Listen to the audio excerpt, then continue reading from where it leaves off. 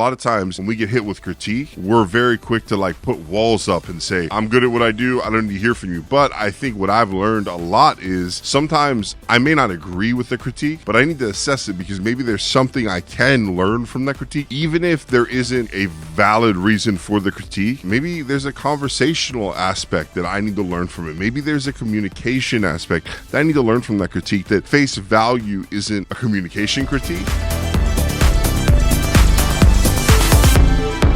Welcome back to the Back Pocket Creative. Appreciate you watching, listening, whatever you're doing to support me, sharing. I appreciate it. Giving me feedback, anything like that. I appreciate it. This show has now been going on for 21 episodes strong, which is really cool. Coming up on that half-year mark, and that's just crazy to me. It's been going on for that long, and so it's pretty cool. So today, I kind of want to talk about something that I've been kind of pondering on lately because I have such deep roots to it with kind of everything I've done creatively. And that is like collaboration, but not in the sense of me working on a project with somebody and collaborating, which I love to do that. I love collaborating with different creatives and things like that. I love getting different mindsets on things, but this is the way I mean it. So when I first got a really big gig, when I was a little bit younger, I'm basically like 10 years younger, one of the things I knew when I got this job is that I was underqualified. I was too young for the position. I could say about a million things to disqualify myself. So what I did was I surrounded myself by people who were qualified, or at least people who I think were qualified for things that I was doing in different areas. And so what I did is anytime I would do a project or anytime I had an idea or I was going to change something or whatever it was, I would submit it to these people and then take their advice. And I would kind of just let them almost be my deciding factor. And it was a time where I realized, hey, I don't know it all, right? I don't understand a lot of the dynamics of where I'm at. I don't want to change a lot of things without having purpose. And so I went into it and, so I would do a video, right? I would do a promo video that was out of my comfort zone. And so I'd send it to 2-3 guys that did similar things or at least had tasteful opinions, right? And sometimes their advice would hurt, right?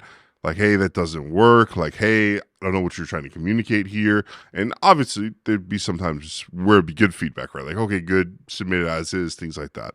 But what I learned is if I wasn't able to submit myself to have criticism, that I would never be able to face it when it wasn't asked for. And so that's something I didn't really understand. I'm glad I submitted to that process without really understanding everything, because I would submit these things and then I would fix them and send them back. Okay, yeah, we're good. And then I would submit it to my bosses, right? I was basically taking it to people and a sounding board, and then, hey, it's good to go. And obviously there'd be critiques sometimes that would come, but a lot of times everything I did was approved instantly. Like, okay, yep, good to go, post it, that thing.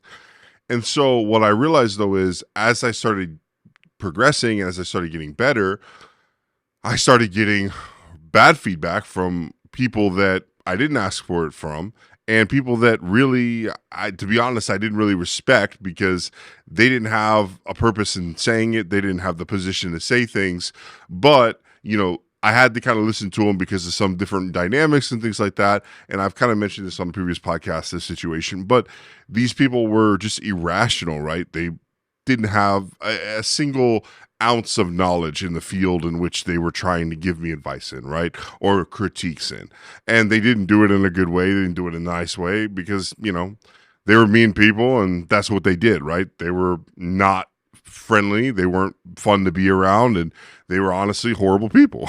But they were in positions where they were able to do that type of, I guess, critique, and I had to listen to it. And so the thing I realized is by allowing myself to have people that were in my corner and not positive criticism, because everything I submitted off, people didn't just toot my own horn. They gave me real criticism and actually like, hey, this isn't good. You need to fix this, this, and this. By doing that and me submitting myself to that process, what I realized is it got me prepared for when those people came in my life who, and I don't really have that many people in my life now that are like that, but anytime I get hit with a hard critique, and the thing, if you know anything about me, I love critiques. Critique me. Tell me I'm doing wrong. I like fixing it. I like being the one to be able to mitigate things and make things better, right? In every aspect of life. Tell me I'm wrong. I'm cool with it. I receive it fine.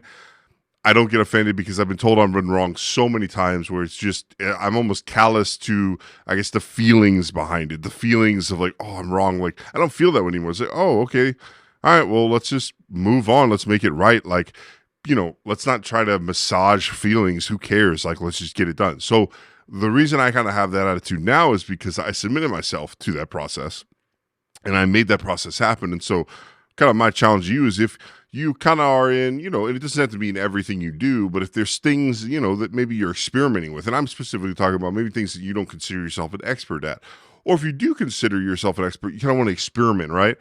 Find people that are like-minded, people that not just trust, but people that you value their opinion, and people that are willing to invest in you and submit your stuff to them. Ask them questions. Say, hey, I'm trying this. What do you think? And I have those people in my life where I go to for certain things and, have a sounding board and things like that.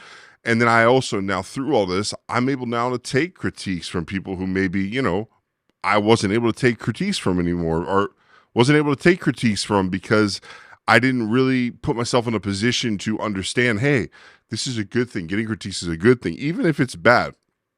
Even if it's, malicious, I can still see where the, I guess you can say, validity of the critique is. Because I think in every critique, someone's right. Like someone will there's some aspect of, okay, yeah, they might be critiquing me to be facetious. But hey, if someone's critiquing me, maybe I can make something good out of it and I can learn something from it. I think a lot of times when we get hit with critique, we're very quick to like put walls up and say, oh, nope, I'm good at what I do. I don't need to hear from you. But I think what I've learned a lot is sometimes I may not agree with the critique, but I need to assess it because maybe there's something I can learn from that critique, even if it isn't correct, even if there isn't like a valid reason for the critique. Maybe there's something I can learn from it. Maybe there's a conversational aspect that I need to learn from it. Maybe there's a communication aspect that I need to learn from that critique that face value isn't a communication critique. But when you start to dive deeper, because I remember there were times where I would do projects and, I've talked about this before too, but expectations, you make all these expectations on a product and then somebody comes in and says, oh, this isn't right. Oh, no, no. And everyone else in the room loves it. It's great. But because something wasn't met from the forefront, there's a critique that comes forward that's based in communication, but it's not communicated as a miscommunication. It's communicated as, you didn't do this or you didn't execute this. And it's like, well, wait a second, what do you mean? And then you start to break it down. And it's like, oh, they're just critiquing a miscommunication, not necessarily a fundamental of the project. So that's why, I kind of wanted to bring that up because I think there's some intricacies with that I've learned through opening myself up to positive criticism and negative criticism, but being able to see, I guess, the positives in both types of criticism. And so that's basically it for this week. And so I'll see you next week.